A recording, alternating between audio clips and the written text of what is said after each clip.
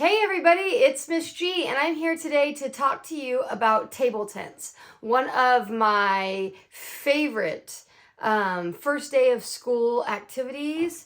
If you don't know what a table tent is, here you go. Here's another one. This is my teacher example. Please excuse my middle school handwriting. Jasmine's is much nicer.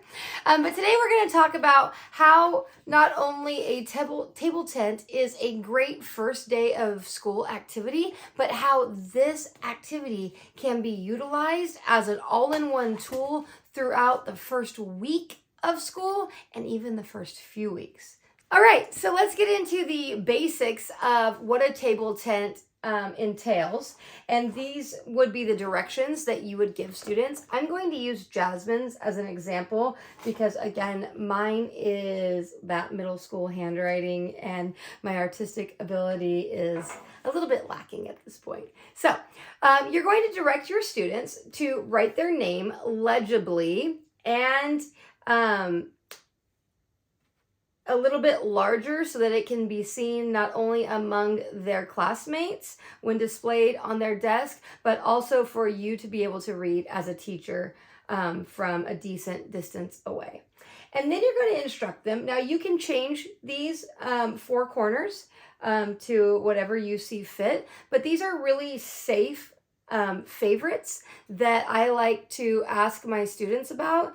And I go on the safe side, especially the first day of school, first weeks, because students are already anxious. They're already nervous. They may be in a completely new environment, new grade level, maybe even a new school.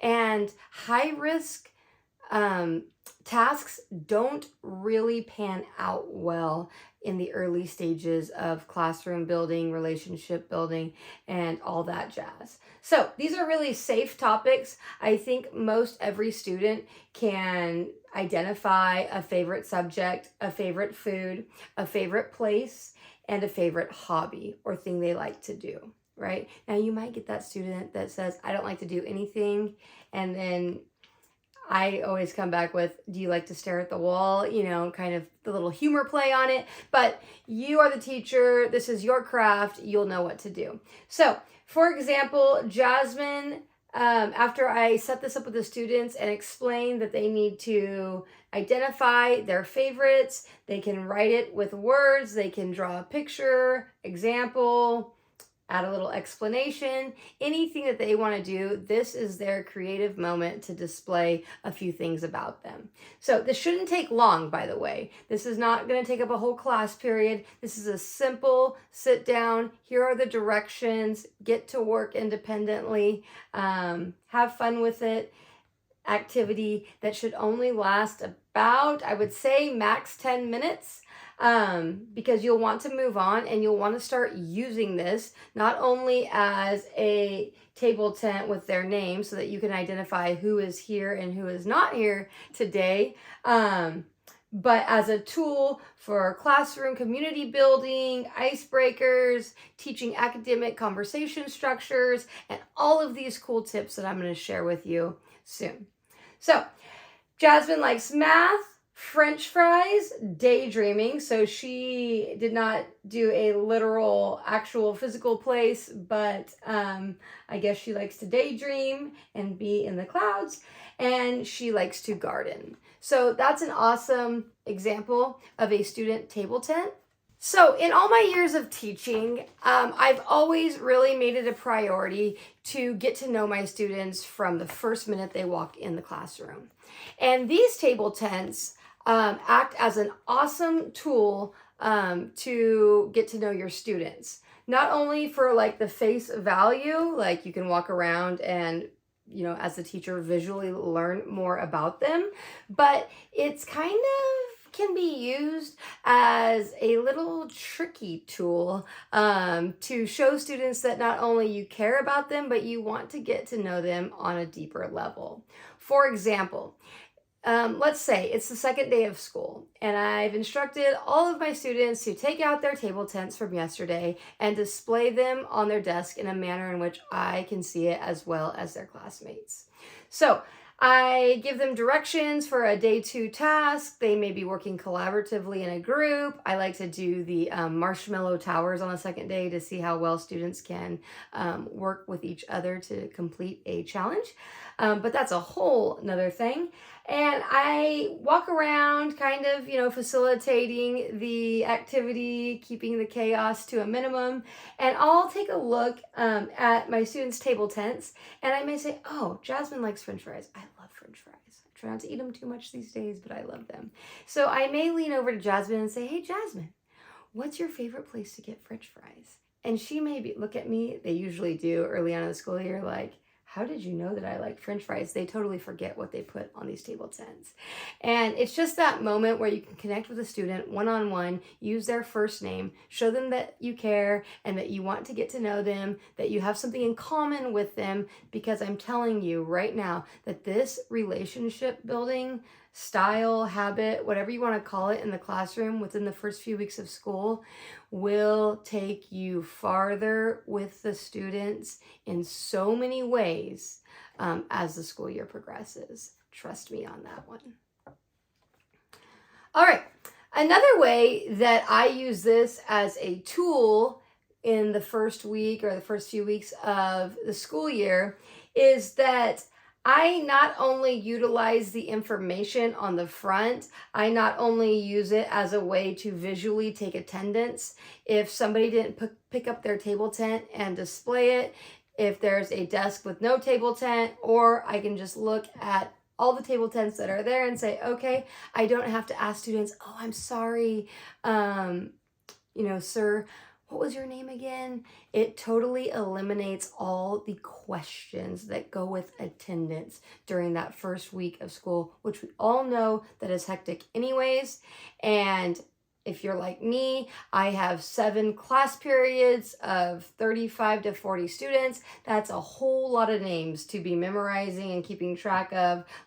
Not only names, but bodies, faces, absences. So these table tents come in clutch when it comes to monitoring your attendance, who is with you and who isn't in the classroom. Another way to use these table tents is to not only use the front of it, but you can also utilize the other 3 sides of the piece of cardstock.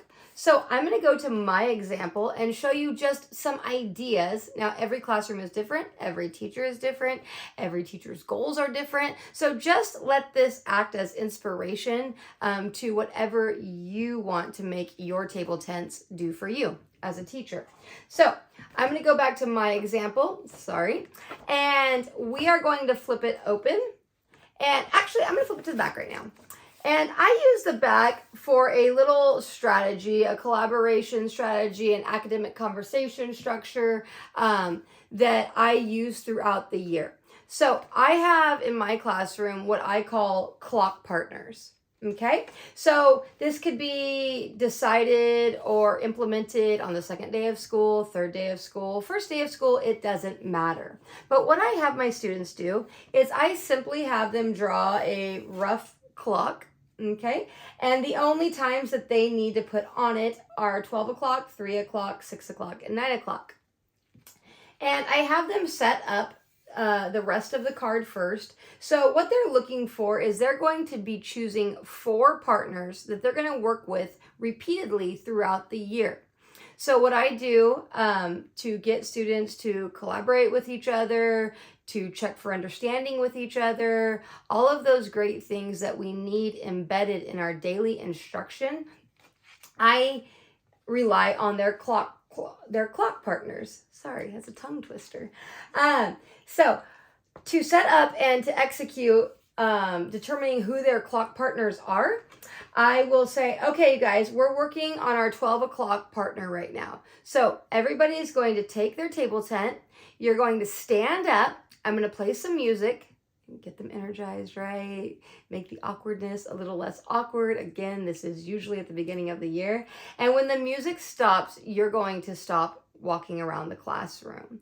You're going to find the partner that is closest to you, or a partner that's closest to you, so the person standing close to you when the music stops, and you're going to look at them and say, hey, will you be my 12 o'clock partner? Now, my name is Miss G, but I found Abigail, okay, when the music stopped. So I'm going to write Abigail's name down, and on Abigail's table tent, she's going to write Miss G. And I encourage you, teachers, be a part of this, because there's going to be either an odd amount of students in a class and they'll need you to make even partners, okay? Or there will typically be somebody absent. And so when Abigail has Miss G as their partner, you can put the person whose partner is absent. So it just gives you some flex room. And then if you have the time or the moment is right, you can actually meet with those partners and kind of get, a student perspective on what they're saying with whatever the task is. So then I would start the music again. Abigail has Miss G written down on her table tent. I have Abigail. I stop the music as the teacher and I say, okay, students, find your 3 o'clock partner. Now your 3 o'clock partner has to be different than your 12 o'clock partner. So by the end of this process, every student, and I'm Miss G, even I, have 4 different identified partners that is on my nameplate. So I will keep these names, and these will be my go-to clock partners for as long as you want to use them in your classroom. So the next day starts, everybody takes a seat, puts out their table tent, and you say, okay, today we have a question of the day. You are going to open your table tent. You are going to answer this question of the day in the Tuesday column. And then when time is up, I am going to have you meet with your 12 o'clock partner that you identified yesterday, and then all the students will be looking around, where's Abigail? And kind of setting themselves up to get up and go discuss their answer to the question of the day as soon as you release them to meet their 12 o'clock partner. So again, all of these things can be used in conjunction for those engaging moments in the classroom. You're getting students to talk, you're getting students to collaborate, you are using structures that you can use when it comes to content later down the road in the year. And I just find that this clock partner strategy has worked wonders in my classroom. Not only in the management style, not only when it comes to getting students to feel confident in talking to other students, but also in the engagement piece and the movement piece and keeping kids on their toes and interested. So, clock partners, another way to use your table tents to work for you in your classroom, not only on the first day of school, but throughout the year.